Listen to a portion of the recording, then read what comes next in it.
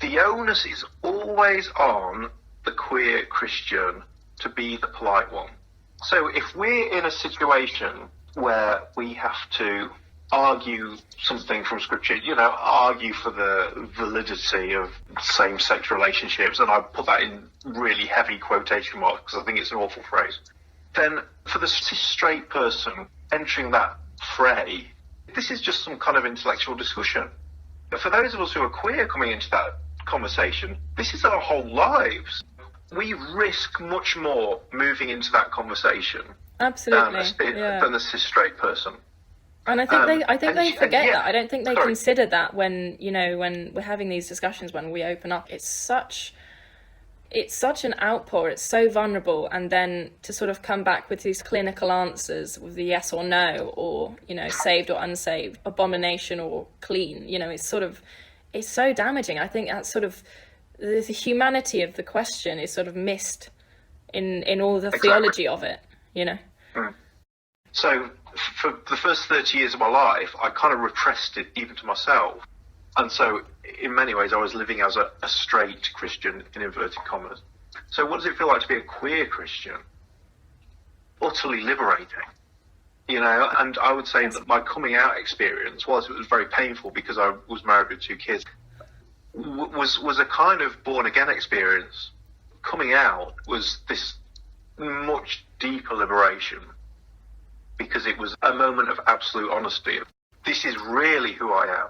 And to really live as who we are, live so truthfully and authentically, it's a truly transcendent experience. Because we no longer have to put all the energy into keeping the barriers up. Yeah. And I hadn't realised how much energy I'd been putting into keeping that closet door closed. Even to myself. It's not even that I wasn't out to other people. I wasn't even out to myself. And for that to burst open, there's just this sudden amazing release of energy and I'm moving into a much deeper freedom.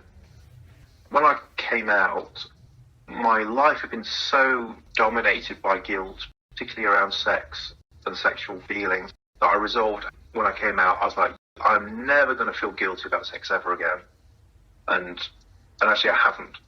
That's amazing. Yeah. Well, I remember I went on a retreat to Durham, and I went to Durham Cathedral. I think it must have been during Lent or Holy Week, and they were offering confession. And I'd kind of just split up with my wife, and so I went in and confessed to all this mess I'd made of everyone's lives who I love. And it was some high up deacon or something like that. Yeah. And he was so kind, and he said, you don't need forgiveness for this. You need healing for the pain you've gone through. Oh, that's so lovely. Bless him. And that was a really liberating moment for me. I think I'm still in that stage of getting to grips and accepting, having courage for myself. I still feel like sometimes the stuff I felt in the past has caused me to feel like there's some sort of barrier between me and God. I've struggled and argued with so many people, especially at school with my chaplain and people who are supposed to be supporting me, and I guess I've been gaslighted by the church for ages, and I just feel so unstable about myself now.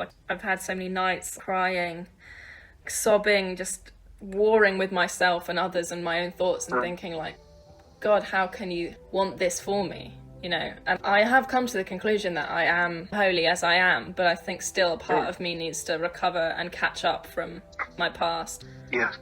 Bless you. Gosh, that makes me so angry to hear that, what people do.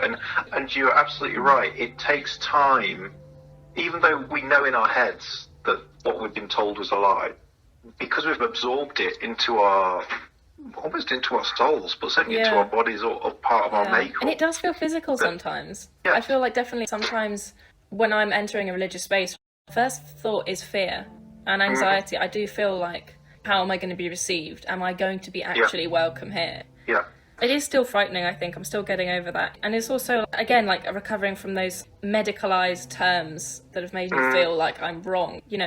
Practicing homosexuality and even the same-sex attraction, that term that typically evangelical and Pentecostals like to use.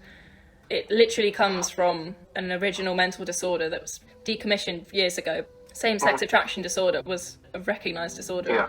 The fact that they still use part of that terminology, and that's been used on me, I just don't feel clean enough for those spaces sometimes.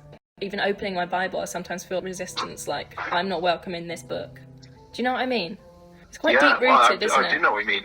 And clean enough is a really interesting term. It's like queerness sullies us or makes us dirty, but actually, I don't revel in that because I, what do you mean?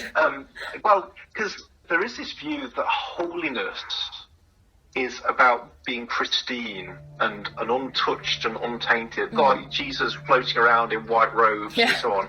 Jesus wasn't like that. Jesus was filthy. You know, he had his hands dirty. You know, he I'll quote you on that. you know, no, you can, absolutely you can. And actually, this is again where I think queerness shakes up those categories of clean and unclean, holy and unholy, saint and sinner. The truth is, we're all a mix of all of those things. And holiness or faithfulness is not about keeping ourselves pristine and perfectly unsullied and untainted by dirt. It's about getting stuck in with life and not fretting. Jesus doesn't go around fretting of, oh, will that taint me if I touch that person or associate with that person or do this or do that? He just lives life fully and exuberantly. And my God, at our best, queer people can do that, can't we? Being whole, I think. Is that what holy is, do you think? Being whole? Your whole self? Being exactly who you are. And that is with all our messed upness and all our mistakes, but kind of celebrating that. It's like, fuck yeah, I'm human. And it's amazing, you know? And you're amazing, you're spectacular. The way forward, as I see it, is for people like you, for people like me, to live unapologetically, to live vibrantly and fully and beautifully, and without having to justify ourselves. You don't have to justify yourself. You can just absolutely be the person you are and express yourself in the ways that you feel the Spirit is leading you to express yourself.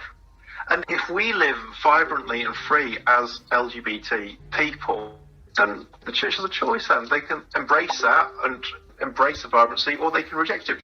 There's nothing we can do about that. There's nothing I can do about how anyone responds to me. What can I do? I can live freely and as fully as possible, unapologetically.